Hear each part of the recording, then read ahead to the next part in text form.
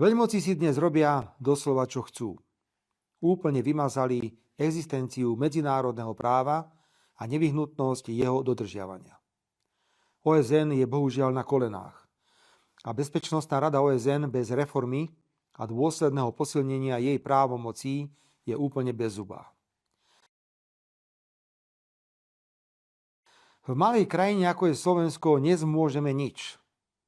Len neveriacky pozeráme, ako americké elitné vojenské jednotky unesú prezidenta suverénnej krajiny Venezuely. A ako Spojené štáty oznámia, že budú celú 30 miliónovú Venezuelu riadiť. Vojenský útok na Irak mal tú istú motiváciu. Vtedajší americkí predstavitelia nemali však odvahu otvorene priznať, že išlo o kontrolu nad irackou ropou, ale šírili nezmysly o zbraniach hromadného ničenia či prepojení irackého režimu na teroristické štruktúry, čo sa nikdy nepotvrdilo.